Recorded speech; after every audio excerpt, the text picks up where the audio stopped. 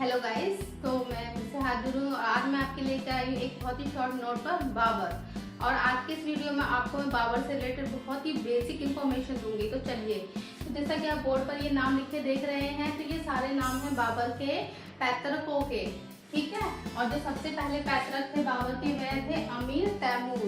यही वे तैमूर थे जिन्होंने एक बहुत बड़े तैमूरी वंश की स्थापना की थी, अपने समय में बहुत बड़े साम्राज्य की स्थापना की थी और राजधानी बसाई थी समरकंद, ठीक है स्टूडेंट्स। और जो हिस्ट्री बैकग्राउंड के स्टूडेंट्स हैं उनको पता ही होगा कि बाबर का और समरकंद का उनकी लाइफ में क्या महत्व था, क्योंकि जो बाबर अपनी लाइफ में पूरे टाइम समरकंद को पाने के लिए बहुत सारे प्रयत्न करते रहा था, लेकिन उसको वह प्राप्त नहीं हो पाया था। और उसका जुड़ाव किस लिए, उस बाबर का जुड़ाव समरकंद से किस लिए था, क्योंकि वह उसके पैतृक की राजधानी थी, ठीक है। तो अमीर तैमूर जैसे कि एक बहुत बड़े विशाल साम्राज्य की स्थापना करते हैं, तो वह काफी लंबे समय तक शासन करते हैं और 71 वर्ष की आयु में उनकी मृत्यु हो जाती है। उसके बाद जो दूसरी पीढ़ी है, दूसरी पीढ़ी में आते हैं मीरान शाह मिर्जा, राज करते हैं। फिर तीसरी पीढ़ी आती है, फिर राज करते हैं सुल्तान मोहम्मद मिर्जा, और चौथी पीढ़ी में आने तक राज हो जाता है सुल्तान अबू सईद मिर्जा का। सुल्तान अबू सईद मिर्जा की मृत्यु के बाद जो ये इतना बड़ा तैमूरी साम्राज्य था, ये क्या होता है, टुकड़े टुकड़े हो जाता है। और कुछ हाथ जो इनके जो आगे के जो पीढ़ी है उनके हाथ में, यानी अपने बेटों के हाथ में पड़ता है। कुछ जो भाग है वह शत्रु लोग अपने कब्जे में ले लेते हैं। उसके बाद पांचवी पीढ़ी आती है उमर शेख मिर्जा की। उमर शेख मिर्जा को प्राप्त होता है फरगना, ठीक है।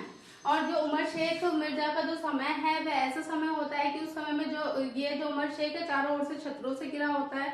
और उस समय में इनके जो शत्रु हैं वो होते हैं ईरानी, मंगोल, चगताई, उज्बेक, ठीक है। तो इस प्रकार से उमर शेख मिर्जा का जीवन भी क्या होता है, पूरा टाइम लड़ते झगड़ते शत्रुओं से निपटते हुए ही बीतता है। उसके बाद आती है छठी पीढ़ी, और छठी पीढ़ी में किसका नाम है, बाबर का, और जो कि इतिहास में बहुत ही प्रसिद्ध नाम है मेडिवल हिस्ट्री के लिए। तो और जैसा कि आप सबको पता है बाबर क्यों फेमस है, क्योंकि बाबर ने ही भारत में आकर मुगल साम्राज्य की स्थापना की थी। इस वजह से बाबर को जो एक अलग ही प्लेस या एक अलग ही नाम मिला हुआ है, ठीक है। तो हम बात करेंगे छठी पीढ़ी बाबर की। ये इसके पहले के सारे पैतृक थे। आई होप आपको समझ में आ गया होगा। तो बाबर, तो जब बाबर को जो जैसे कि ये बाबर, जो ये अमीर तैमूर, ये बाबर है, ये सारे कौन लोग हैं, ये तुर्की थे, ये तुर्की लोग थे। और इनकी मातृभाषा क्या थी, इनकी मातृभाषा तुर्क थी। अब ये लोग तुर्की थे तो इनकी मातृभाषा तुर्की, ठीक है। और जब बाबर का जन्म होता है तो बाबर का जो ये तुर्की लोग हैं ये बहुत ही लंबे नाम रखते थे, जिनको लेने में बड़ी मुश्किल होती थी। तो बाबर का पूरा नाम क्या था, बाबर का पूरा नाम था जहीरुद्दीन मोहम्मद। तो जैसे कि अब मुझे भी लेने में जैसे प्रॉब्लम हो रही है, तो इनको भी ऐसी होती होगी, तो इन्होंने इनका निकनेम क्या रख दिया था, बाबर। और ये बाबर के नाम से ही पूरे जो हमारा इतिहास में प्रसिद्ध हैं, ठीक है। तो 12 साल की आयु में, बहुत ही छोटी अल्पायु में ये क्या होते हैं, अपने पिता को खो देते हैं। तो उमर शेख मिर्जा की मृत्यु हो जाती है। उसके बाद से बाबर के ऊपर बहुत सारी जिम्मेदारियां आ जाती हैं। इनका जो बाल्यकाल अवस्था है बहुत ही मुश्किलों से और बहुत सारी चीजें सीखते हुए गुजरता है, ठीक है। तो फिर इस प्रकार से जो अपने जीवन समय में ये एक बुक लिखते हैं, और बुक कौन सी है, बाबरनामा। और किस भाषा में, जैसे कि इनकी भाषा थी तुर्की में लिखते हैं। और जैसे लेकिन जो ये बाबर और हुमायूं है, इन दोनों का समय ही ऐसा समय होता है जो इनका जो भाषा है ऐसे जो राज्य में जो ये कार्यकारी भाषा के रूप में तुर्की का यूज करते हैं। लेकिन जब अकबर का समय आता है तो मदर टंग तो बेशक इनकी तुर्की होती है, लेकिन वो जो राज्य की कार्यकारिणी भाषा होती है तब वह फारसी में कर देते हैं। तो जब अगर क्वेश्चन आएगा कि फारसी भाषा का यूज किस ऑफिशियल तौर से कौन सा शासक वो यूज करता था, तो अकबर, ठीक है। और यहाँ पर आप एक चीज और नोटिस कर रहे होंगे, जैसे इन सबके नाम के पीछे मिर्जा लगा हुआ है, तो ये असल में तो ये मिर्जा ही थे। तो बाबर ही एक ऐसा पहला शासक था जिसने अपने जब सिंहासन पर बैठा था क्या या जब उसने कलमा पढ़ा था तो उसने अपना सरनेम बदलकर क्या कर लिया था, बादशाह।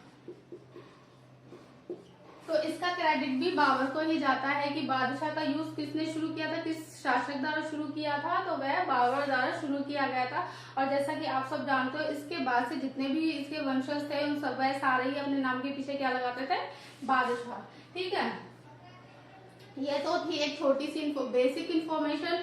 अगर आप लोगों को बाबर के बारे में डिटेल वीडियो चाहिए तो वो भी चैनल की प्लेलिस्ट पे पड़ा हुआ है, आप वहां जाकर पूरा डिटेल में मैंने वीडियो बताया हुआ है, आप देख सकते हैं। और एक और इम्पोर्टेंट बात, जैसे कि तैमूर। अब तो तैमूर नाम से याद आ रहा है कुछ, तैमूर, तैमूर किसका नाम है, तैमूर अभी के टाइम में जो एक्ट्रेस है करीना कपूर, उसके बेटे का नाम तैमूर है ना। तो सोचो, आप लोग तो ये सोचते होंगे कि उसने अपने बेटे का नाम कितना मॉडर्न नेम रखा है, तो लेकिन देखो उन्होंने कितना पुराना नाम और कितना डिटेल में जाके ढूंढा होगा, तब जाके उन्होंने अपने बेटे का नाम तैमूर रखा। तो ये भी एक नई सी इन्फॉर्मेशन है ना। अरे इधर जैसे कि बाबर के भाई हैं नासिर मिर्जा और ये जहांगीर मिर्जा।